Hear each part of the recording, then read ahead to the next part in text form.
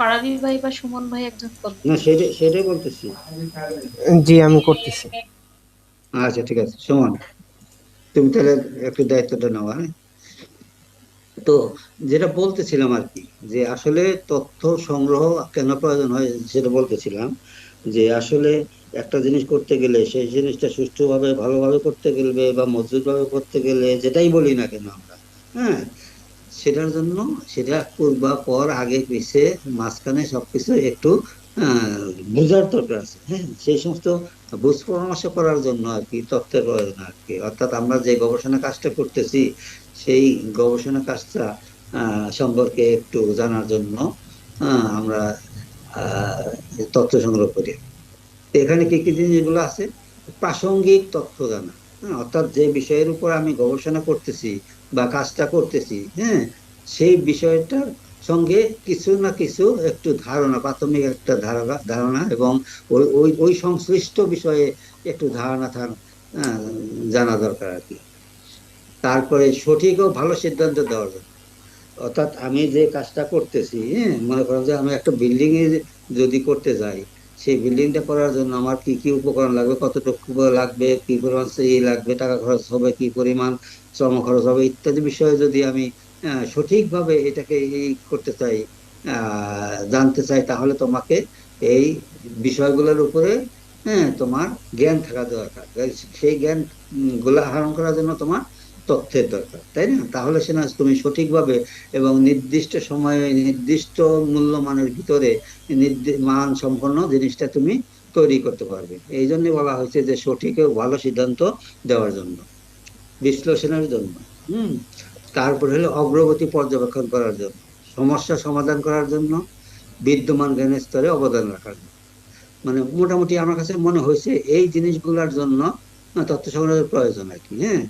যেমন মনে করো যে আমি যে গবেষণা কাজ করতেছি, হ্যাঁ, সেই গবেষণা কাজটার মধ্যে আমি কতটুকু অবদান রাখবো, সেই অবদানটা কি পরিমাণে হবে, হ্যাঁ, কতটুকু রাখতে পারবো, সেই বিষয়গুলো এখানে বিস্তারিত চলে আসবে। মানে আমার কিছু ইনপুটের মধ্যে দেওয়া গেল, হ্যাঁ, এখানে অবদান আমি রাখতে পারলাম না। তো অগ্রগতি পর্যবেক্ষণ করার জন্য, হ্যাঁ, সমস্যা সমাধান করার জন্য, হুম।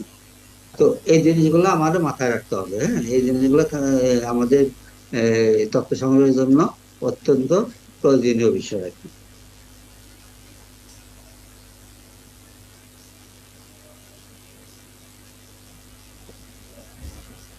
আচ্ছা, তথ্য সংগ্রহের প্রক্রিয়ার মূল ধাপ। এই যে আমরা তথ্য সংগ্রহগুলো করি, হ্যাঁ, এই তথ্য সংগ্রহ করতে গেলে আমাদের কতগুলা বিষয় বা স্তর, হ্যাঁ, পার হয়ে তারপরে তথ্য সংগ্রহ করতে হয়। সেই জিনিসগুলো কি কি সেই বিষয়ে আমি ছোটখাটো একটু লিস্ট তৈরি করছি আর কি।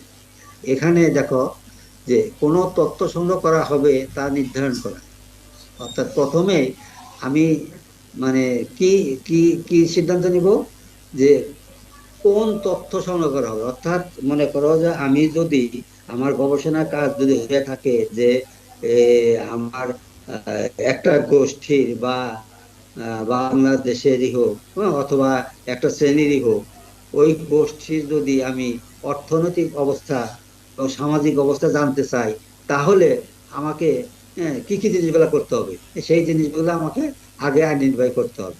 যেমন তাদের অর্থনৈতিক কার্যকলাপ গুলা যদি আমি পর্যালোচনা করি, তাহলে আমি বুঝতে পারবো তাদের অর্থনৈতিক উন্নয়ন হলো কি হলো না, হ্যাঁ, এই বিষয়ে তাদের আয় ব্যয়, এই বিষয়ে আমাকে তথ্য সংগ্রহ করতে হবে, তাই না? তারপরে ভোগ, হ্যাঁ, এই বিষয়ে তথ্য সংগ্রহ করতে হবে। আর সামাজিক দিক দিয়ে দেখা গেল যে সামাজিক দিক দিয়ে উন্নয়ন দিক, কি কি বিষয়গুলোর দিকে উন্নতি হলো বা অবনতি হলো, সেইগুলো দেখতে গেলে ওই সমস্ত ইন্ডিকেটর গুলো নিয়ে আমাকে তথ্য সংগ্রহ করতে হবে, হ্যাঁ। অর্থাৎ সমাজে যে আইন শৃঙ্খলা আছে, হ্যাঁ, ল অ্যান্ড অর্ডার আছে, যেটাকে বলা হয় আর কি। তো তারপরে মনে করো যে আহ, নারী ক্ষমতায়ন, হ্যাঁ, এই ধরনের বিভিন্ন বিষয়গুলো আছে না। তো সেই জন্য বলা হয়েছে যে কোন তথ্য সংগ্রহ করা হবে সেই জিনিসগুলা আমাকে আগে নির্ধারণ করতে হবে। আমাকে ভালো গবেষণা করতে গেলে আমি যদি সেটা না করতে পারি, তাহলে কিন্তু আমার গবেষণাটা সঠিকভাবে হবে না বা মূল্যায়ন আমি করতে পারবো না, এবং পদে পদে আমি সমস্যার মধ্যে পড়বো আর কি। হুম। পরবর্তীতে দেখা যাবে কি যে আমাকে আবার বিকল্প তথ্য সংগ্রহ করতে হচ্ছে, আবার দ্বিতীয়বার তথ্য সংগ্রহ করতে হচ্ছে। সুতরাং আমাকে এই বিষয়ে আগেই হ্যাঁ সঠিকভাবে করে নির্ধারণ করে নিতে হবে যে আমি কোন কোন ধরনের তথ্যগুলো সংগ্রহ করতে চাই এবং আমার গবেষণার জন্য কোন কোন বিষয়গুলো প্রয়োজন আর কি। তার তথ্য সংগ্রহের জন্য সময়সীমা নির্ধারণ করা। তো যে যে কোনো জিনিস এই সম্বন্ধে আসতে যে আমি যে কোনো কাজ করতে যাই না কেন, আমি যদি নির্দিষ্ট সময় এবং নির্দিষ্ট অর্থ নিরূপণ না করে শুরু করি বা নির্দিষ্ট কোনো আইডিয়া না নিয়ে শুরু করি, তাহলে ওই কাজটার মধ্যে একটা বিশৃঙ্খলা আছে। হ্যাঁ, সেটা হয়তো সময় মতো হচ্ছে না, তারপরে তোমার মনে করো যে সেটা বেশি হয়ে যাচ্ছে, নানান ধরনের সমস্যাগুলো কিন্তু চলে আসে। এই জন্য আমাকে ওই তথ্য সংগ্রহ করার মানে সময়টাকে আমাকে আগে নির্ধারণ করতে হবে যে আমি এই মাস থেকে এই মাস পর্যন্ত এতদিনের জন্য তথ্য সংগ্রহ করবো আর কি। শোভন দা একটু ওইভাবে কথা বলেন। তারপরে ধাপ আসে কি যে তথ্য সংগ্রহের জন্য পদ্ধতি নির্বাচন করা, অর্থাৎ আমি কোন পদ্ধতিতে তথ্য সংগ্রহ করবো। তথ্য সংগ্রহতে মূলত আমরা দুই ধরনের করি, একটা হলো প্রাইমারি আর একটা হলো সেকেন্ডারি পদ্ধতি। হ্যাঁ, মানে আমি যে গবেষণাটা করতেছি এই গবেষণার জন্য আমার কোন পদ্ধতিতে আসলে যথোপযুক্ত, হ্যাঁ আমি কোনটা করলে পরে আমার সব দিক দিয়ে সুবিধা, আমি ভালো তথ্য পাবো, আমি নির্দিষ্ট সময়ের মধ্যে শেষ করতে পারবো, হ্যাঁ যাবতীয় বিষয়গুলা ভালো হবে। হ্যাঁ, এই জন্য আমাকে ওই ধরনের পদ্ধতিটা বেছে নিতে হবে। কিছু কিছু সার্ভে আছে যেটা মনে করে শুধু ওই তোমার ওই কেআই দিয়া বা এলজিডি দিয়ে করা যায়, আবার কিছু কিছু তথ্য আছে যে কেআই এলজিডি পাশাপাশি তোমার সংখ্যাগত ইটাও করতে হবে। হ্যাঁ, জরিপটা করতে হবে, তাহলে দুইটার সাথে মিলিয়ে আমি একটা ভালো সিদ্ধান্ত দিতে পারবো। হ্যাঁ, তো এক পেশে হবে না আর কি। হ্যাঁ, অর্থাৎ আমাকে জিনিসটা বুঝতে সুবিধা হবে আর কি, দুইটা পদ্ধতি যদি আমি ইউজ করি এইরকম আর কি। সেই সেই সেই জন্য আমাকে সিদ্ধান্ত নিতে হবে যে আমি হ্যাঁ তথ্য সংগ্রহটা কোন পদ্ধতিতে করবো আর কি। তার পরবর্তীতে আসে কি প্রশ্ন তৈরি করা। এই যে আমি তথ্য সংগ্রহ করব, তথ্য সংগ্রহ তো তুমি যদি প্রশ্নপত্র নিজে তৈরি না করে ফিল্ডে চলে যাও, দেখা গেল কি যে তোমার মাইন্ডে একটা প্রশ্নের উত্তর আসেই নাই, তুমি ওই তথ্যটা মিস করে গেছো।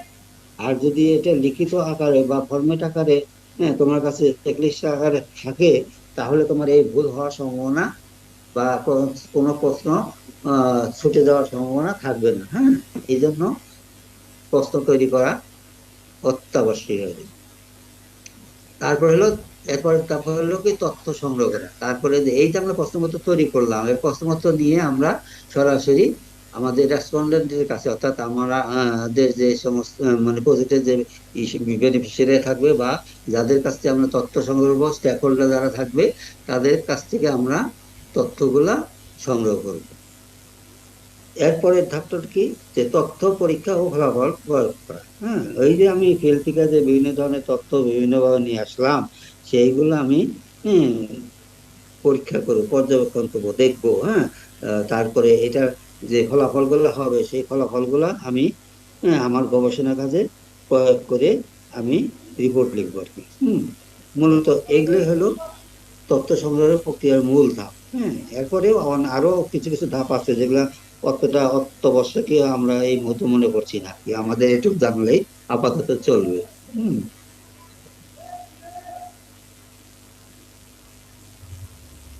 এইবার আসি তথ্য সংগ্রহ পদ্ধতি। ওই যে আমি আগে বললাম যে আমরা দুই ধরনের পদ্ধতি ইউজ করি গবেষণা কাজে, সেটা একটা হলো প্রাথমিক পদ্ধতি, হ্যাঁ আর একটা হলো মাধ্যমিক পদ্ধতি। হ্যাঁ, প্রাইমারি ডাটা এবং সেকেন্ডারি ডাটা। এর মধ্যে আবার কিছু কিছু আছে, যেমন প্রাথমিক পদ্ধতিতে এই জিনিসটা আসলে একদিক দিয়ে এটা একটা মানে একটু কঠিন জাতীয় আর কি। কঠিন মানে এটা অনেক ব্যয়বহুল এবং সময় সাপেক্ষ ব্যাপার সব গবেষণার কাজে। হ্যাঁ, এই এই জিনিসটা আমরা ইউজ করতে পারি না। তার কারণ হলো এখানে অনেক সময় দেখা যায় যে সময় তাড়াহুড়া থাকে, তারপরে তোমার অর্থের টানাপোড়েন থাকে। হ্যাঁ, যার জন্য এটা করা যায় না। আর বৃহৎ আকারে এটা করতে গেলে ওইটা সম্ভব না, এটা অনেক ব্যয়বহুল হয়ে পড়ে আর কি। তো প্রাথমিক পদ্ধতিতে আমরা কি কি বিষয়গুলো এখানে রাখছি, সেটা হলো যে কাঠামোগত প্রশ্নপত্র তৈরি করা। হ্যাঁ, অর্থাৎ আমরা যে হার্ড কপি তৈরি করি একটা, তাই না? অথবা আমরা এখন ইন্টারনেটের মাধ্যমে কিছু কিছু তথ্য সংগ্রহ করি, সেটা আমরা নেটের মাধ্যমে করে ফেলি। ঠিক আছে? তো ওই কোবো টুল বক্স এই ধরনের কিছু কিছু ওডিকে এই ধরনের কিছু আহ, পদ্ধতি বের হয়েছে আর কি।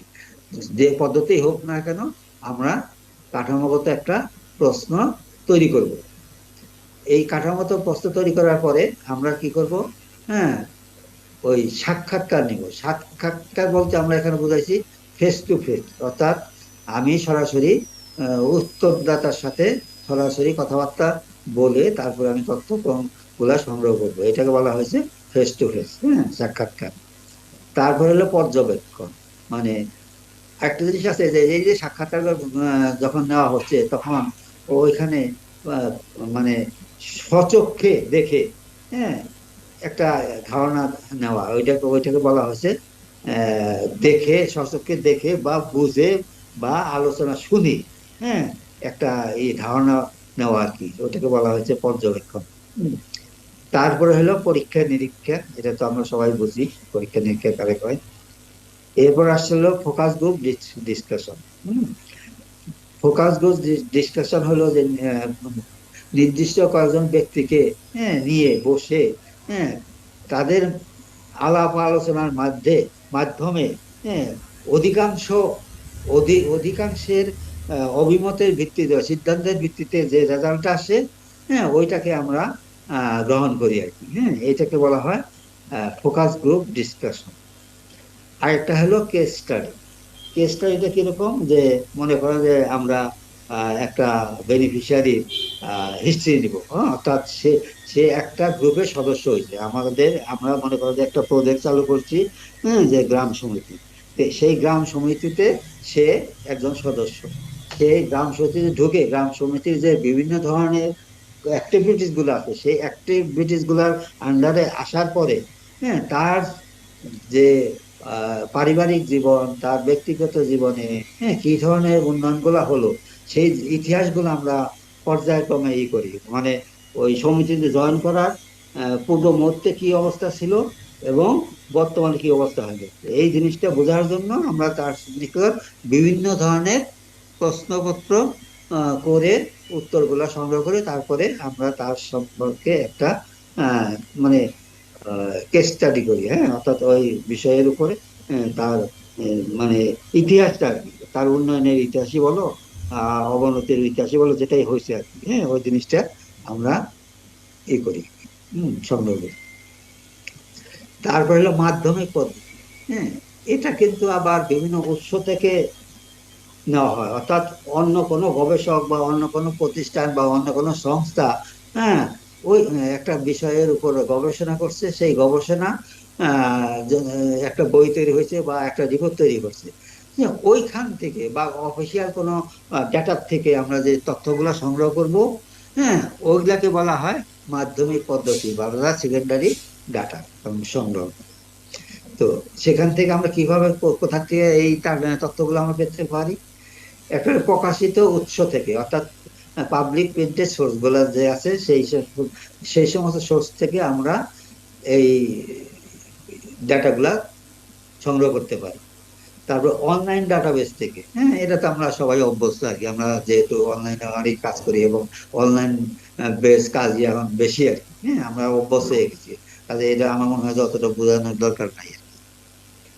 তারপরে সরকারি বা প্রাতিষ্ঠানিক রেকর্ড থেকে, বিভিন্ন অফিস আদালত থেকে, হ্যাঁ, আমরা মানে সংশ্লিষ্ট অফিস আদালত থেকে আমরা যে ধরনের রেকর্ড গুলো আছে ওদের প্রোগ্রাম সম্পর্কে বা আমরা গবেষণা যে কাজ বিষয়ের উপর গবেষণা করছি, ওই ধরনের গবেষণা আহ, অনুকূলে যে সমস্ত তথ্যগুলো আমাদের দরকার হবে, সেই সমস্ত তথ্যগুলো আমাদের কাছ থেকে আমরা সংগ্রহ করব। হ্যাঁ, সেটা হলো সরকারি বা প্রাতিষ্ঠানিক রেকর্ড থেকে।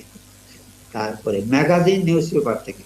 আজকাল তো বিভিন্ন ইসে কিন্তু ওই দেয়, এই যে বর্তমানে যে নির্বাচন সামনে আসছে, দেখা যায় এই নির্বাচনের ব্যাপারে কিন্তু বিভিন্ন প্রতিষ্ঠান, বিভিন্ন সংস্থা গবেষণা করে বিভিন্ন ধরনের রিপোর্ট দিচ্ছে যে বিএনপি এত পার্সেন্ট ভোট পাবে, এনসিপি এত পাবে, জামাত এত পাবে, তাই না? তো এরকম আর কি বিভিন্ন ম্যাগাজিন, প্রতিষ্ঠান, নিউজ পেপার এগুলা থেকেও আমরা তথ্য সংগ্রহ করতে পারি বা সুযোগ আছে বা আমরা করে থাকি। হুম। তারপর ব্যক্তি বা সম্প্রদায়ের দ্বারা প্ল্যাটফর্ম, ওই যে এটা হলো পার্সোনালি অনেক ব্যক্তি আছে যে নিজেরাই গবেষণা করে, কনসালটেন্সি করে, বিভিন্ন বিষয়ের উপরে। এই ধরনের লোকদের কাছ থেকেও আমরা আমরা যে বিষয়ে গবেষণা করতেছি ওই সংশ্লিষ্ট বিষয়গুলো আমরা এই ব্যক্তি বা সম্প্রদায়ের নিকট থেকে সংগ্রহ করতে পারি, এবং এগুলা কিন্তু আমরা ওয়েবসাইট থেকে জানতে পারি, দেখতে পারি, বুঝতে পারি যে কোন ব্যক্তি কোন বিষয়ের উপরে হ্যাঁ কি ধরনের জিনিস নিয়ে গবেষণা করছে, সেটা আমাদের রিলেটেড কিনা, ওখান থেকে আমরা কিছু পেতে পারি কিনা, ওগুলা দেখে বুঝে তারপরে আমরা ওই ব্যক্তির কাছ থেকে আমরা বা ওই ব্যক্তির ইসের থেকে, ওয়েবসাইট থেকে অথবা ওই ব্যক্তির কাছ থেকে সরাসরি আমরা হ্যাঁ তথ্য সংগ্রহ করতে পারি। তারপর আসলো জার্নাল বা ই জার্নাল। এখান থেকেও আমরা আমাদের গবেষণার জন্য এই করতে পারি। সর্বোপরি বই থেকে, বিভিন্ন ধরনের বই থেকে আমরা করতে পারি। মূলত এই হলো তথ্য সংগ্রহের পদ্ধতিগুলো আর কি। তো এর বাইরে আমার মনে হয় যে আর কোনো পদ্ধতি আপাতত নেই আর কি।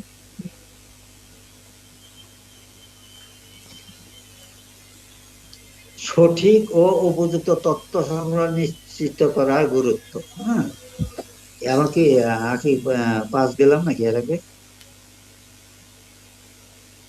পাস গেছি না? সরি। আচ্ছা, সঠিক ও উপযুক্ত তথ্য সংগ্রহ নিশ্চিত করার গুরুত্ব কেন আমরা এবং সঠিক এবং উপযুক্ত তথ্য সংগ্রহ করব? এটা কারণ কি? সেখানে আমি যে জিনিসগুলো মনে করছি বা যে জিনিসগুলো আমার কাছে মনে হয়েছে যে এই সমস্ত কারণে দরকার আর কি। একটা হলো ভুল ফলাফল পাওয়া যায়, সময় ও অর্থ অপচয় হয়, এর আগে কিন্তু যেটা বললাম। জনগণের জন্য নেওয়া সিদ্ধান্ত খারাপ হতে পারে। তারপরে গবেষণা প্রশ্নের সঠিক উত্তর পাওয়া যায় না, জনগণ বা প্রাণীর ক্ষতি হতে পারে, গবেষকরা ভুল পথে গবেষণা করতে পারে। হম অর্থাৎ আমি যদি তথ্য সংগ্রহ করতে গিয়ে আমি সঠিকভাবে, উপযুক্ত ভাবে এবং রিয়েলিটি মধ্যে না রেখে আন্দাজি কোনো তথ্য ফিল্ড থেকে সংগ্রহ করে নিয়ে আসি, বা দেখা গেল যে আমি সময় বেশি লাগবে, অথবা কিছু অর্থ বেশি খরচ হবে, সে কারণে মোটামুটি প্রপার লোকের কাছ থেকে তথ্য নিলাম না, বা একটু সময় বেশি ব্যয় করলাম না, যেন তেন ভাবে ফিল্ড থেকে তথ্য সংগ্রহ করে নিয়ে আসলাম। তো আবার আরেকটা ব্যাপার আছে যে কিছু কিছু লোক দেখা যায় কি, যে যার কাছ থেকে তুমি তথ্য নিছো সে দেখলো যে মানে এই লোকটা আমার অযথা সময় নষ্ট করছে, আছে আমার কাজের ক্ষতি হয়ে যাচ্ছে, যা ওনাকে যা ইচ্ছা তাই একটা বলে দিলাম আর কি, আসলে সঠিক তথ্যটা দিলাম না। তো এই ধরনের তথ্য কিন্তু অনেক সময় আমরা সংগ্রহ করে ফেলি আর কি, আমাদের অজান্তেও করে ফেলি। তো তো এই ধরনের তথ্যগুলো যখন আমরা সংগ্রহ করি, সেই তথ্যগুলো যদি আমরা ইউজ করে কোনো গবেষণা কাজে প্রয়োগ করি, তাহলে কিন্তু হ্যাঁ আমাদের রেজাল্টটা ঠিক মতো আসবে। দেখা গেল যে আমাদের ন্যাশনাল ন্যাশনাল পর্যায়ে হ্যাঁ যে ডাটা আছে, যে তথ্য আমরা আছে, যে ধরুন যে টাঙ্গাইলের শিক্ষার হার আছে শতকরা 60%, কিন্তু আমি ফিল্ডে গিয়া পাইলাম সেখানে শতকরা 30%। তাহলে কি জিনিসটা হলো? জিনিসটা কিন্তু ভুল। তো কাজেই আমার মানে অতি মানে গুরুত্বপূর্ণ একটা বিষয় যে আমি সঠিকভাবে উপযুক্ত তথ্য আমরা যাতে সংগ্রহ করি সে বিষয়ে আমাদেরকে গুরুত্ব দিতে হবে আর কি, নজর রাখতে হবে। এটা না করতে পারলে আমার গবেষণার ফলাফল মোটেই ভালো হবে না। আর এইগুলা করতে গিয়ে আমার কি কি হবে, যে সময় ও অর্থ অপচয় হবে। যে আমি কাজ ঠিকই মানে ফিল্ডে গেলাম ও করলাম, কিন্তু দেখা গেল কি আমি সঠিকভাবে তথ্য আনলাম না, ভুল তথ্য নিয়ে আসলাম। এতে এতে হবে কি, ওই তথ্যটা দিয়ে আমি যখন রিপোর্ট দিব তখন ওই তথ্যটা যে একদিকে কাজে লাগবে না, মাঝখান থেকে আমাকে দেখা গেল কি ওই অর্থটায় অপচয় হলো, সময় নষ্ট হইলো, আমাকে দ্বিতীয়বার আবার ফিল্ডে যাইতে হলো, ফিল্ডে গিয়ে আবার তৃতীয়বার আমরা হ্যাঁ, তথ্য সংগ্রহ করলাম। এটা ছাড়া তো আমার আসলে উপায় উপায় নাই, আমার হাত পা তো বাঁধা আছে। আমার তো একটা ফিগার আগে দেওয়া আছে যে এই টাঙ্গাইলের শিক্ষার হার শতকরা %। হ্যাঁ, কাজে আমি তো ধরা খাওয়া। হ্যাঁ, আমার এটা বাজারে বিকাবে না, খাবে না, এবং আমি একটা উপহাসের পাত্র হয়ে যাবো, তাই না? এই কারণেই আমাদের সঠিক ও উপযুক্ত তথ্য সংগ্রহ করা নিশ্চিত করতে হবে। তারপরে ওই ধরনের ভুলভাল তথ্য দিয়ে যদি আমি গবেষণা কাজ সম্পন্ন করি, সেটা করতে গিয়ে দেখা যাবে কি, যে সিদ্ধান্তটা আমি নিলাম বা গবেষণার যে রেজাল্টটা দিলাম, সেই সিদ্ধান্তটা, হ্যাঁ, জনগণের জন্য নেওয়া হয়েছে, অথচ জনগণের জন্য খারাপ একটা ফল বয়ে আনবে। অর্থাৎ এখানে যে আমরা যদি বলি যে একটা জেলাতে মনে করেন একটা বেড়িবাঁধ দেওয়া হয়েছে। হ্যাঁ, সেই বেড়িবাঁধটা আসলে দেওয়ার ফলে হয়েছে কি, ওই এলাকার লোকের জীবনযাত্রার ক্ষেত্রে অনেক ধরনের পরিবর্তন চলে আসছে। হ্যাঁ, সেটা হতে পারে যে তোমার কৃষি ক্ষেত্রে অনেক উন্নয়ন হয়েছে। হ্যাঁ, আবার এটা হইতে অপোজিটে হইতে পারে যে কৃষি ক্ষেত্রে ক্ষতি হয়ে গেছে, ঘরবাড়ি ক্ষতি হয়ে গেছে। হ্যাঁ, অথচ এখানে বাদ দেওয়াটা, যদি দেখা যায় যে ওটা নেগেটিভ ফল আসে, তাহলে কি এটা ঠিক হলো বাদ দেওয়াটা? আমি তো গবেষণা বলেছি এখানে বাদ দিতে হবে, সরকার ওখানে বাদ দিয়ে দিচ্ছে। বাদ দেওয়ার ফলে ওখানে দেখা গেল যে ওই এলাকায় আরো ক্ষতি হয়েছে, ফসলের ক্ষতি হয়, ঘরবাড়ি ক্ষতি হয়। হ্যাঁ, বাঁধ ভেঙে যায়। হ্যাঁ, তো বাদ দেওয়ার ফলে ওই এখানে দেওয়া যাচ্ছে না। হ্যাঁ, ও অপর প্রান্তে সেচের ব্যবস্থা করা যাচ্ছে না। হ্যাঁ, বা হচ্ছে না। এরকম আর কি খারাপ রেজাল্ট আসতে পারে আর কি। এই জন্য মানে সঠিক তথ্যটা আমাদের সংগ্রহ করা দরকার। তারপরে গবেষণা প্রশ্নের সঠিক উত্তরও পাওয়া যায়। ওই যে আমি বললাম না যে আমি যে ভুলভাল তথ্য নিয়ে আসি, তাহলে গবেষণার জন্য যে সঠিক উত্তর, সেই উত্তরটা আমি যথাযথভাবে পেলাম না, কিন্তু না পাওয়ার ফলে কিন্তু আমার অনেক ধরনের ক্ষতি হয়ে গেল। অর্থের অপচয় হইলো, সময়ের অপচয় হইলো। হ্যাঁ, আমাকে দ্বিতীয়বার খাটতে হইলো। হ্যাঁ, তারপর আমি মানে মেন্টালি আপসেট হয়ে গেলাম। হ্যাঁ, যে জিনিসটা ঠিক হলো না। অনেক অনেক ধরনেরই সমস্যা হতে পারে। তারপরে ওই একই জিনিসই ঘুরে ফিরে আসে, জনগণ বা প্রাণীর ক্ষতি হতে পারে। ওই যেটা একটু আগে বললাম যে কৃষি উদাহরণ দিয়ে। তারপরে আরেকটা শেষে যেটা আর একটু মারাত্মক একটা রেজাল্ট বয়ে আনতে পারে, সেটা হলো কি, যে গবেষণা কাজে তো বইটা রেকর্ডপত্র আগের থেকে থাকে। একটা বিষয়ের উপর একাধিক গবেষণা হয়, তাই না? এবং এটা যুগের উপর যুগ চলতেই আছে, চলতেই থাকে। এখন মনে করো যে একজন গবেষক, হ্যাঁ, একটা বিষয়ের উপরে গবেষণা করে ই করলো আর কি। হ্যাঁ, ওই একটা ফলাফল মূল্যায়ন করে দিল। হ্যাঁ, দেখা গেল কি, তো ওই গবেষক যে ভুলগুলা করছে, সেই ভুল করার ফলে, হ্যাঁ, সমাজে বা দেশে ক্ষতিকর এই প্রভাবটা পড়ছে আর কি। তো পরবর্তী একজন গবেষক ওই ধরনের একটা গবেষণা করতে গিয়ে তাকে যদি ফলো করে, তাহলে কিন্তু ওই ব্যক্তিটাও ওই খপ্পরের মধ্যে পড়ে গেল, তার গবেষণাটা কিন্তু সঠিক হবে না। এই জন্য করে বলা হয়েছে যে গবেষকরা ভুল পথে গবেষণা করতে পারে আর কি। হ্যাঁ, ওই ভুল ডাটা দিয়ে তারা আহ, মানে ভুলভাল একটা রেজাল্ট পেয়ে পেয়ে যেতে পারবে, যেটা নাকি আমার দেশ ও দশের জন্য, জনগণের জন্য ক্ষতির কারণ হতে পারে। এই জন্যই আমাদেরকে সঠিক এবং উপযুক্ত তথ্য সংগ্রহ নিশ্চিত অবশ্যই করতে হবে। হ্যাঁ, যদি আমি ভালো একটা গবেষণাপত্র তৈরি করতে চাই, হ্যাঁ, বা সঠিক ফলপ্রসূ একটা কাজ করতে চাই, তাহলে আমাকে অবশ্যই সেদিকে নজর দিতে হবে। হম, ফিল্ডে গিয়া ওই তাড়াহুড়ো কইরা, হ্যাঁ, সময় বাঁচাইয়া ই করলে এটা হবে নাকি? হ্যাঁ, যতটুকু সময় দেওয়ার প্রয়োজন ততটুকু আমার সময় আমাকে দিতে হবে, এবং সেই অনুসারে আমাকে আমি যে বিষয়ের উপর গবেষণা করছি, ওই বিষয়ের উপর প্রকাশগুলা নির্দিষ্টভাবে, সঠিকভাবে তুলে আনতে হবে।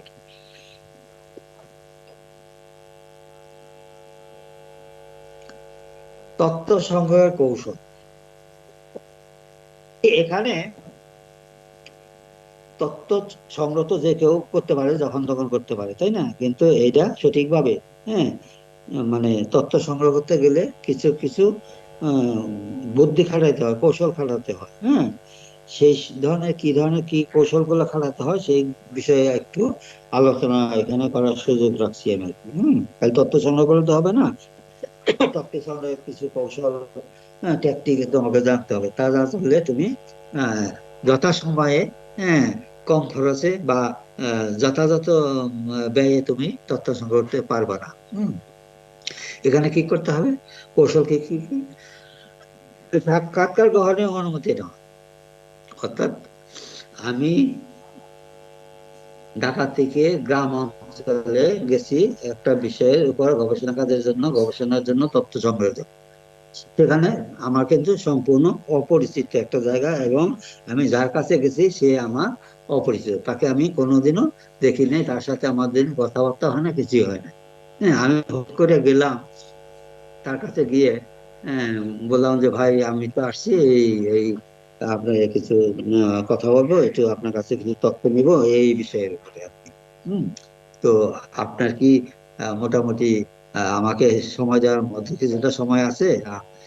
তো তার কাছে প্রথমে একটু করতে হবে, হ্যাঁ, অনুমতি দিতে হবে যে আমি অমুক জায়গা থেকে আসছি, একটু পরিচয় দিতে হবে। হ্যাঁ, পরিচয় দিয়ে তাকে ওই তোমার তোমার যাওয়ার যে উদ্দেশ্য, লক্ষ্য কি, হ্যাঁ, এবং এটা কি কেন করা হয়েছে, কি উদ্দেশ্য করা হয়েছে, হ্যাঁ। তো তারপরে তাকে ভালো করে বুঝাতে হবে। তাকে বুঝে নিয়ে তার অনুমতি নিয়ে যদি তুমি কাজটাকে শুরু করো, প্রথমে যদি সে বলে যে না ভাই আমার সময় নাই, হ্যাঁ নাই তার নাই, তুমি যদি তাকে ঠিক মতো বুঝাইতে পারো, দোষটা দিতে পারো, তাহলে কিন্তু দেখা যাবে তুমি, সে বলছে সময় নাই অথচ তোমাকে পর্যাপ্ত সময় দিছে এবং তার সময় আর শেষ হচ্ছে না, এমনও পরিস্থিতি হয়। আমরা ফিল্ড লেভেলে গিয়ে এরকমও দেখেছি আর কি। কাজেই তোমাকে প্রথমে গিয়ে ওই ভদ্রলোকের কাছে, আহ, তার যে সময় তুমি অপচয় করবা তার জন্য অনুমতি নিবা।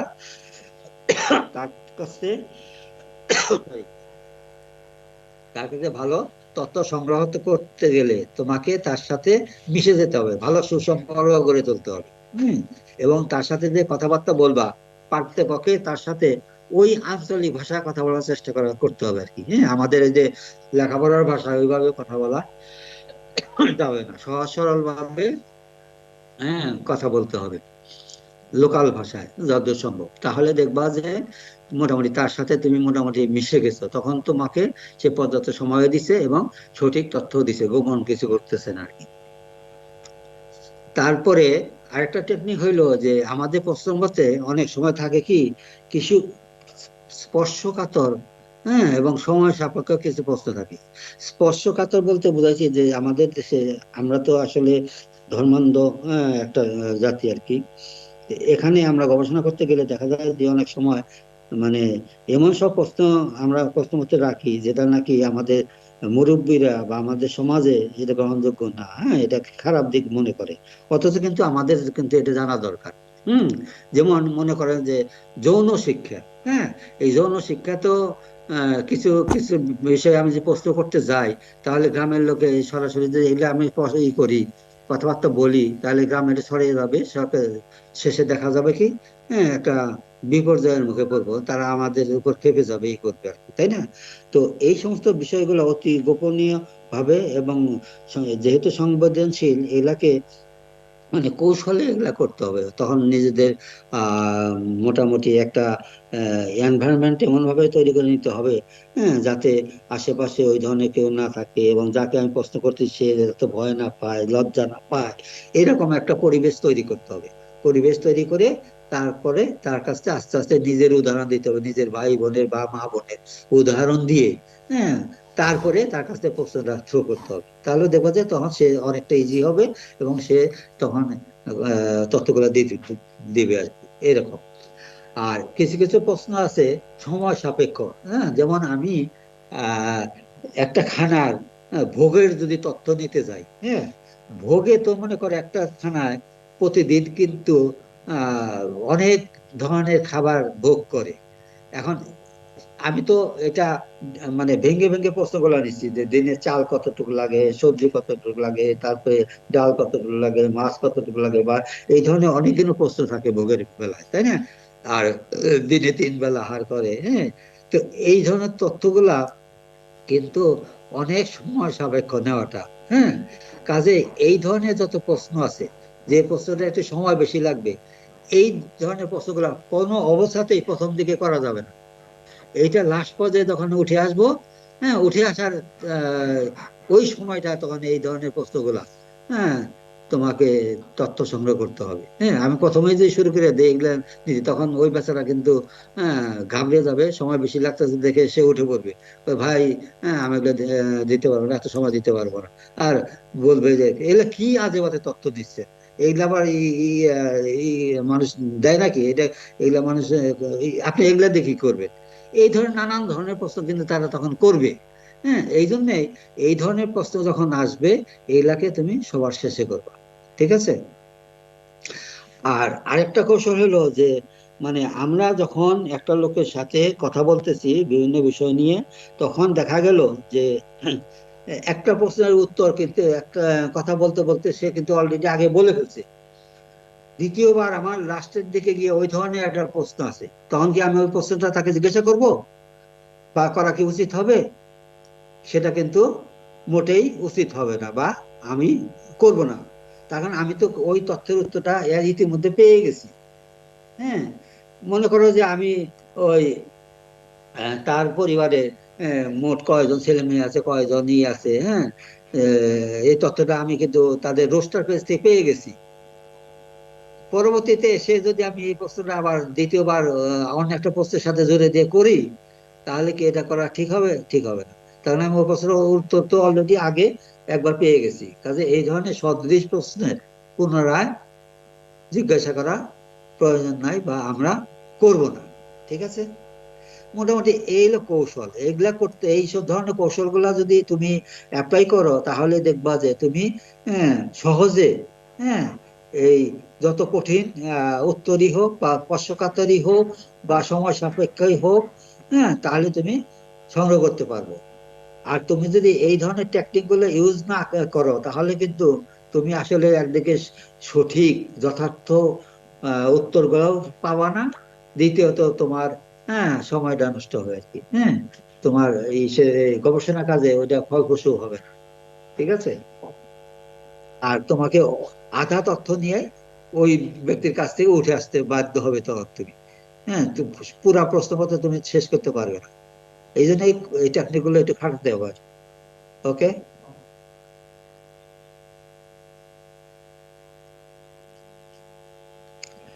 এরপর হলো উপসংহার, নাকি এর আগে আছে? ও, আট আছে। তথ্য সংগ্রহের সাধারণ চ্যালেঞ্জ। হ্যাঁ, আসলে দুনিয়াতে আমার, মানে আমার কাছে যেটা মনে হয় আর কি, যদি কঠিন কোনো বস্তু থাকে, এই যে মানুষের কাছ থেকে সঠিক তথ্য আদায় করা, এর চেয়ে কঠিন কাজ আর দ্বিতীয়টা পৃথিবীতে নাই আমার ধারণা আর কি। হ্যাঁ, এবং আমার বাস্তব জীবনে মনে হয়েছে আর কি। হ্যাঁ, তারপর ফিল্ড লেভেলে আমরা অনেক কাজ করছি। হ্যাঁ, প্রায় 30-33 বছর ধরে কাজ করি তো।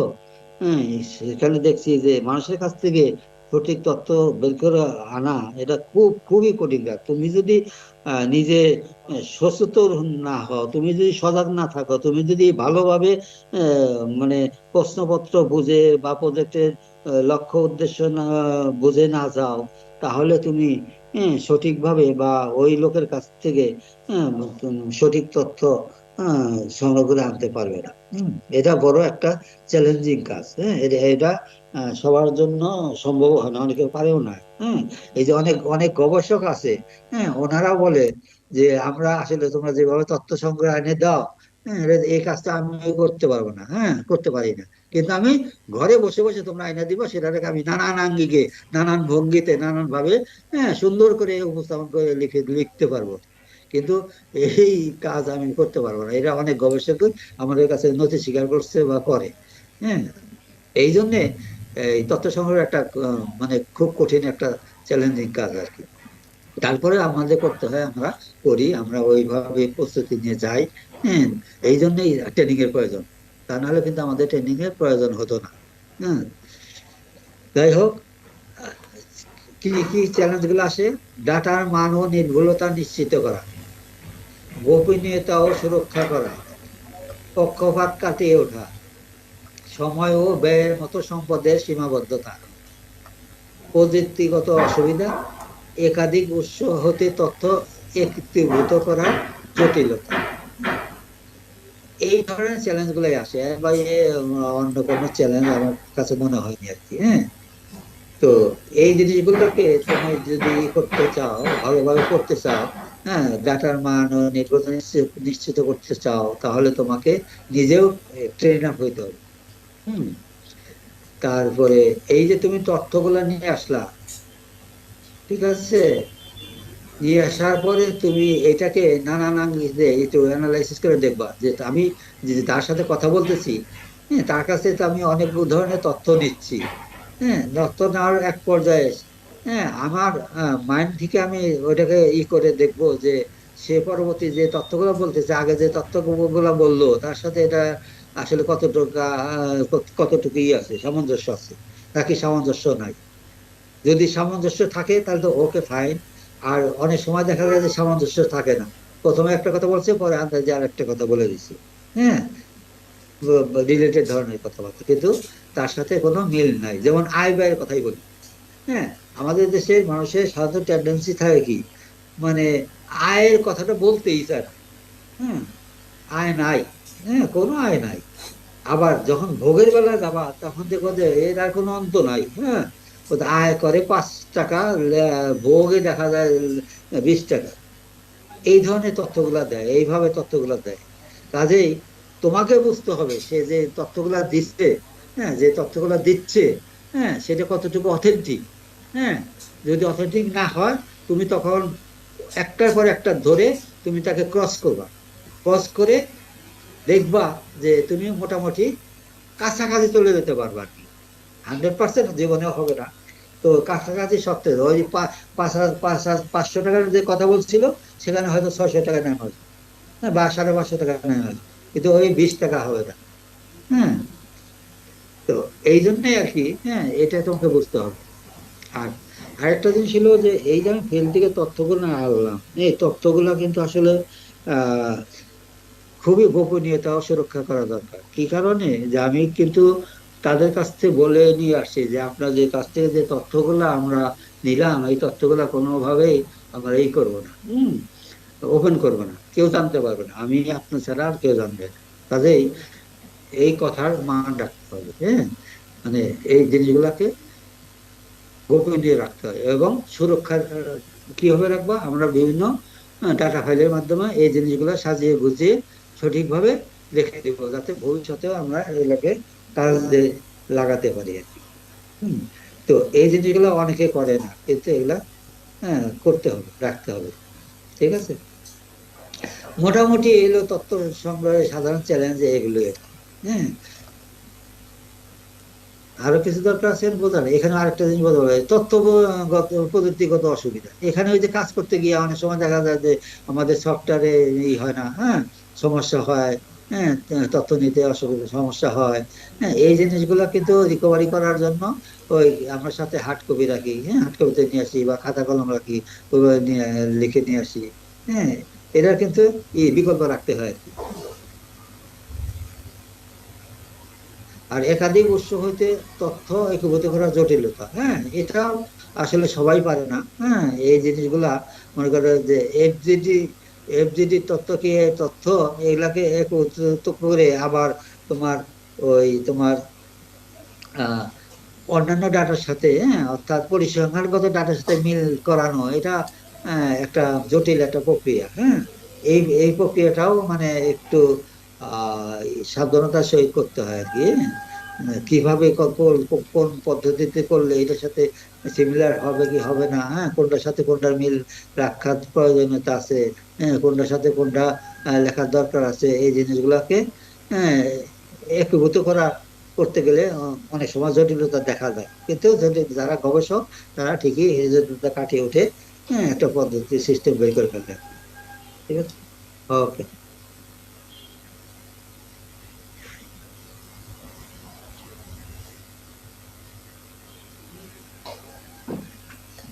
তো ধন্যবাদ সবাইকে। এখন কারো যদি কোনো প্রশ্ন কোনো বিষয়ে জানার থাকে তাহলে একের পর এক বলতে পারো আর কি। সুমন, হ্যালো, জি স্যার। কার কি কোনো ধরনের প্রশ্ন আছে? স্যার আমার একটা ইসে আছে, ওই যে অনুমতি নেওয়ার একটা কথা বললেন, অনেক সময় এই যে আমাদের প্রাতিষ্ঠানিক চিঠি দিতে হয়, ঠিক আছে, সেটাও তো একটা অনুমতির অংশ, ঠিক আছে স্যার। একে তো প্রথমে হ্যাঁ, আমি যখন এটা ইন্টারভিউ স্টার্ট করব তার আগে একটা অনুমতি, তার আগে একটা মানে প্রাতিষ্ঠানিক অনুমতি, এটাও তো নিতে দরকার হয়। হ্যাঁ, আমরা আমরা একটা কাজ করি যে একটা হলো যে প্রশ্নপত্রের উপরে, হ্যাঁ, হুম। প্রথমেই আমরা একটা লিখে নিই, হ্যাঁ, অনুমতির জন্য একটা প্যারা লিখে নিই আর কি। এটা একটা আচ্ছা। সিস্টেম। আর একটা সিস্টেম হলো যে অফিসিয়ালি চিঠি দেওয়া হয়, হ্যাঁ, তুমি হুম। কে, হ্যাঁ, কোথায় যাচ্ছ, কি কাজের জন্য যাচ্ছ, ওরকম একটা চিঠি দেওয়া হয় এবং এটা তোমাকে সহায়তা করার জন্য দেওয়া হয়, হ্যাঁ, ওই একটা চিঠি দেওয়া হয় যেটা তুমি ওই স্থানীয় প্রশাসন, স্থানীয় আহ ব্যক্তিবর্গকে, হ্যাঁ, শো করতে পারবো, হ্যাঁ, এবং তারপরে যার কাছ থেকে অনুমতি নেওয়া দরকার তাকেও দিতে পারো, হ্যাঁ, তখন সেও তো মনে করতে পারে যে আপনি কোথেকে আসছেন, কেন আসছেন, আপনাকে কেন তথ্য দেবো, তাই না? তখন তুমি, তখন তাকে যদি তুমি এই চিঠিটাকে দেখাও, হ্যাঁ, তখন সে হয়তো জিনিসটা বুঝবে এবং তোমাকে তখন সময়টা দেবে আর কি। এই জন্য এটা আমরা দিয়ে থাকি, এটা অবশ্যই লাগে। আর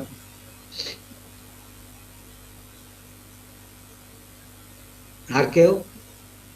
জি, আলী স্যার। এই মতে জি, আমার একটা প্রশ্ন ছিল, জি, যেরকম এই অনুমতি রিলেটেডই জি, আমরা যখন এফজিডি করি, অনেক সময় কমিউনিটি যে এফজিডি করি, ওইটা একটা হয়তো চার দোকান অথবা মসজিদের সামনে আমরা লোকজনের সাথে এফজিডি করি, জি, রাইট? তো দেখা যাক ওই এফজিডি করার সময় আমরা ছবি টবি উঠাই, রাইট? জি। তো এটা যখন ছবি উঠায় অনেক এনজিওসরা, আমরা জানি ওই এই ছবি যে নিছো এটা অনুভূতি নিছো নাকি, এটা আমরা কিভাবে হ্যান্ডেল করব? না, সেটা ওনাদের কাছে, আপনি যাদের ছবি নিচ্ছেন, হ্যাঁ, হুম, আপনি তো নির্দিষ্ট একটা গ্রুপের সাথে ওখানে কথা বলতেছেন, তাই না? তো জি, মেইনলি আসলে আমরা যেটা প্রথমে বললেন যে দোকানে বসে এসে বসে এফজিডি করা, আসলে এটা ঠিক হুম, না। কোনো দোকানে, হ্যাঁ, বা তো আপনি কোনো রাস্তার মধ্যে বা ওপেন প্লেসে আপনি এফজিডি করতে পারবেন না, হ্যাঁ, এটা হলো এক নম্বর কথা। তা আপনাকে এফজিডি এমন একটা জায়গায় করতে হবে যেখানে আপনার, হ্যাঁ, মোটামুটি একটা নিরিবিলি স্থান, যেখানে আহ, ওই আমি যাদের নিয়ে এফজিডি করব তার বহির্ভূত কোনো লোক থাকবে না, এরকম একটা পরিবেশে। তো এই ক্ষেত্রে যদি আমি এফজিটি করি, তাহলে আমি যাদের নিয়ে এফজিটি করতেছি তাদের কাছে অনুমতিটা আমাকে নিতে হবে, হ্যাঁ, নিয়ে তারা যদি অনুমতি দেয় তাহলে তাদের কাছে ছবি নিতে হবে, আর অনুমতি না দিলে তো প্রশ্নই আসে না।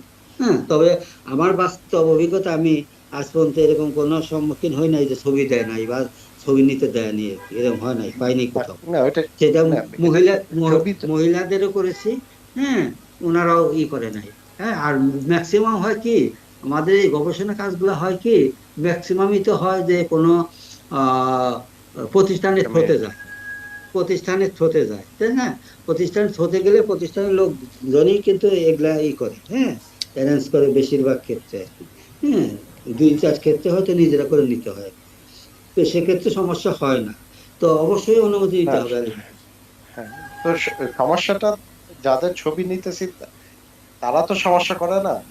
হুম, মনে করেন আমি এখন এই রিপোর্ট পাবলিশ করতেছি কোন একটা এনজিওর অথবা ক্লায়েন্ট, তো ক্লায়েন্ট জিজ্ঞেস করবে তুমি যে ছবি নিলা এই অনুমতি কোথা থেকে নিছো, ওই লোক ব্যক্তি থেকে অথবা ওই গ্রুপে।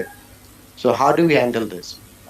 এখন যেন আপনি বলতেছেন রাস্তা অথবা চা দোকানে অথবা ওইখানে এফজিডি করা ঠিক না, অথবা it's not how we should be doing it. তাহলে আমরা হুম। যেন এখন ইএস করতেছি, আমরা তো অনেক বিভিন্ন জায়গায় এখন করতেছি, স্পেশালি উইথ আই ডেভেলপমেন্ট যে একটা। তাহলে এটা আমরা এখন কিভাবে হ্যান্ডেল করবো?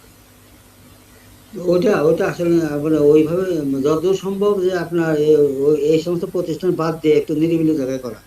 আর ওই ছবিটা নেওয়ার ব্যাপারে আপনি প্রতিষ্ঠানে গেছেন, ওই প্রতিষ্ঠানের লোকদের কাছে পারমিশনটা নিয়ে নেবেন, ভাই আপনার বেনিফিটের কাছ থেকে আমাকে এই এফজেডি ছবি নেবো বা কেআই ছবি নেবো, হ্যাঁ আমরা আপনার ছবিটা নিতে যাচ্ছি, হ্যাঁ দেন আপনার কাছে নিবেন। না, যে না দেয় তাহলে তো আপনি জোর করে নেওয়াটা ঠিক হবে না, বা গোপনে নেওয়া ঠিক হবে না, না অনুমতি ওইটা তো অবশ্যই ঠিক, নিবেন। যেরকম এই যে এখন যে আমি প্র্যাকটিক্যালি যেটা বলতেছি, এখন যে ওরা ইআইএ করতেছে কয়েকদিন ধরে, তো কিন্তু ওরা অলরেডি ফিল্ডে এখনো কয়েকজন আছে, কোথায় জুনাইদ আয়শা এখন কোথায়? স্যার ওনারা এখন এখন লক্ষ্মীপুরে আছে। স্যার আমরা সেই লক্ষ্মীপুরে। ক্ষেত্রে হ্যাঁ আপনি যে এফডিডির কথা বলছেন, ওখানে স্যার আমাদের তো একটা অ্যাটেন্ডেন্স ফর্ম আছে, যে এফডিডি যারা এই ওখানে উপস্থিত থাকে ওদের একটা লিস্ট আমরা নিয়ে ওইখানে ওদের মানে স্বাক্ষর নিই যে কারা উপস্থিত হ্যাঁ ছিল। তাহলে হ্যাঁ, তাহলে তোমার স্বাক্ষর খাতে জি তো ওইখানেও একটা কিছু লেখা উচিত, in terms of taking their permission for photographs. এটা হয়তো রিপোর্টে, আমি এটা স্যার জানি না রিপোর্টে এটা লেখা থাকে কিনা, কিন্তু মানে যারা উপস্থিত ছিল ওদের ওই ইয়েতে ওই অ্যাপেন্ডিক্সে না আমরা সাধারণত ওই ছবির।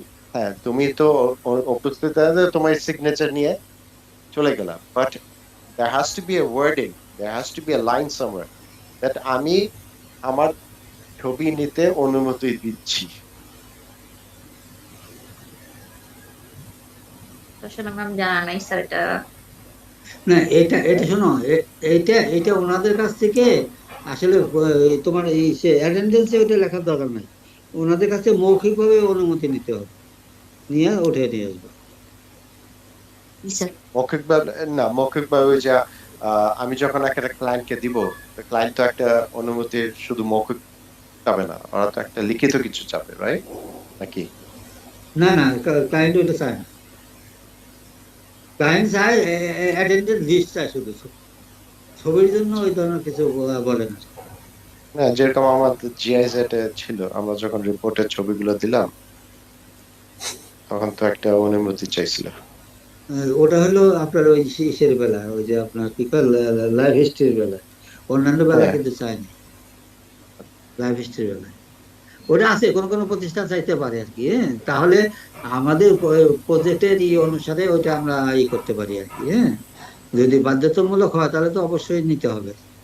না, আমি আমি বুঝতে চাচ্ছি আমাদের স্ট্যান্ডার্ড প্র্যাকটিস কি হবে। একটা স্ট্যান্ডার্ড প্রতিষ্ঠান চাইলো আর একটা প্রতিষ্ঠান চাই না, রাইট? কিন্তু আমাদের স্ট্যান্ডার্ড প্র্যাকটিস কি হইতো, ওটা আমি একটু বোঝার চেষ্টা না, করতেছি। না তাহলে আপনি করতে পারেন, এই যে সাইটে একটা কলাম তৈরি করতে পারেন, হ্যাঁ? হ্যাঁ ওইটাই, এটাই ছবি ছবি তোলার একটা অনুমতির সিগনেচার। হুম, ঠিক আছে, তাহলে ওই ওকে, ওইরকম একটা না থ্যাংক ইউ। তৈরি করুন।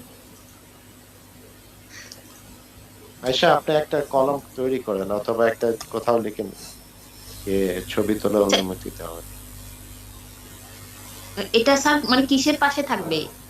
ওই যে ওই যে তোমার যে এফডিডি যে সিগনেচার নেন না, জি এফডিডির স্যার, জন্য হ্যাঁ সিগনেচার, সিগনেচার। অ্যাটেন্ডেন্স শিট, জি অ্যাটেন্ডেন্স অ্যাটেন্ডেন্স শিট। শিটের মধ্যে ওই এখানে কোথাও একজন ছবি তোলার একটা অনুমতির যে নিচে একটা টিক মার্ক, ওকে স্যার, এটা তাহলে নেক্সট টিক মার্ক ইয়াগুলাতে অথবা আমরা সিগনেচার। ওই ফর্মটা আপডেট করে দিব তাহলে নেক্সট ইয়াতে। জি ঠিক আছে, that was my question. Guys, anyone else with questions? প্রশ্ন বিষয়ে কোনো প্রশ্ন আছে তথ্য সংগ্রহের বিষয়ে এছাড়া? এটা তো প্রশাসনিক একটা গেল আর কি। আসলে মূল কথা কি, যে আমাকে ফিল্ড লেভেলে তথ্য সংগ্রহ করতে গেলে আমাকে চোখ কান খোলা রাখতে হবে, হ্যাঁ দ্বিতীয়ত হলো যে আমাকে সময়ের উপরে একটা থাকতে হবে, নিয়ন্ত্রণ থাকতে হবে, তারপরে তোমার মানুষের সাথে মিশে যেতে হবে, হ্যাঁ তাহলে তুমি সঠিক তথ্যগুলো পাবা, নাহলে পাবা না আর কি, হ্যাঁ আর মোটামুটি তো মানে কি ধরনের এগুলা হয় বা হতে পারে, আমি সবগুলাই মোটামুটি তুলে আনছি আমার এই প্রেজেন্টেশন।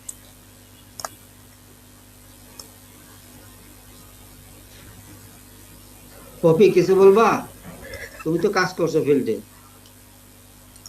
না স্যার, মোটামুটি আপনি বলে ফেলছেন। আলী স্যার যেটা বলতেছিলেন আর কি ওইটাই আর কি, পরবর্তীতে আমরা ওই যে একটা ফর্ম করেছিলাম ইন্ডিভিজুয়ালি হচ্ছে গিয়ে তাদের কাছ থেকে অনুমতি নিয়ে আসা লাগছিল। এটা আমাদের জিআইজেড এর কাছ থেকে ধরছিল আর কি, যে ছবিগুলা ব্যবহার করবেন আপনি তাদের কাছ থেকে অনুমতি নিয়েছেন কিনা। যদি আমাদের একটা কলাম ছিল, তারপরেও আমরা মানে আলাদা একটা লেটারের উপরে আর কি তাদের প্রত্যেকের সিগনেচার আনা লাগছিল, এরকম হয় আর কি স্যার। তো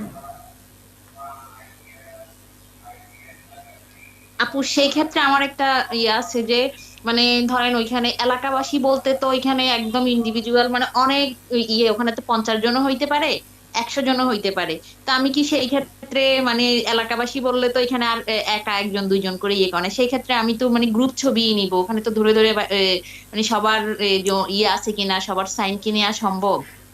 আপু সাধারণত 100 জন এরকম হয় না। আমরা ইন্ডিভিজুয়ালি যদি কাউকে ইন্টারভিউ নেই, অন টু অন এরকম হচ্ছে গিয়ে কথা বলা হয়, সেক্ষেত্রে এরকম। আর এরপরে যদি বলেন এফজিডি কেয়ার ক্ষেত্রে আমরা একটা নির্দিষ্ট জায়গায় বসি এবং তাদের সাথে তথ্য সংগ্রহ করি। সেক্ষেত্রে আমরা আগের থেকেই বলে দেই যে আমাদের একটা নিলিবিলি পরিবেশ দেওয়ার জন্য, বা তাদেরকে আলাদা করে নিয়ে যাওয়া যে অনেক না হয়। আর মোটামুটি তারা অনুমতি দেয়। আর কেউ যদি দেখা যায় যে অনেক বেশি ইসলামিক মাইন্ডের বা দিতে না চায়, তো সেক্ষেত্রে হচ্ছে গিয়ে সে ছবিটা বা তার ছবিটা বাদ দিয়ে আমরা তুলি আর কি। বিগত দিনে আমরা এরকম করে আসছি। তো সেক্ষেত্রে অনেক বেশি এমনি সমস্যা হয় না। জি। অ্যাকচুয়ালি তো এফজিডি যেটা করি সেটা তো সাধারণত মানে আমরা লিখি যে মানে কোনো স্পেসিফিক কোনো গোষ্ঠী বা ইয়ে ধরি না, আমরা এলাকাবাসী অথবা ওই এলাকায় যারা উপস্থিত থাকে ওদেরই তো করি। জি, ওদের না তথ্যটাই না, নেই। শোনো শোনো, ওদের করো মানে এটা কেমন কথা হলো? এটা এফজিডির একটা সিস্টেম আছে। হ্যাঁ, এফজিডির সিস্টেমটা হলো যে তুমি 100 জন লোক নিয়ে কিন্তু এফজিডি করো, ওটা এফজিডি না। জেনারেল কোনো এফজিডি এফজিডি মানুষকে ম্যাক্সিমাম টার্গেট তুমি করে। 15 জন নিতে পারো, 20 জন নিতে পারো, এর বেশি লোক তুমি নিতে পারো না। তার কারণ ওই 100 জন লোক নিয়ে তুমি যে এফজিডি করতে যাও, তুমি তো আর এফজিডি করতে পারবে না। কারণ এই 100 জনের লোক 100 বার কথা বলবে, 100 জন একরকম কথা বলবে, তুমি সিদ্ধান্তে পৌঁছবা কিভাবে? সিদ্ধান্তে তো পৌঁছতে পারবা না।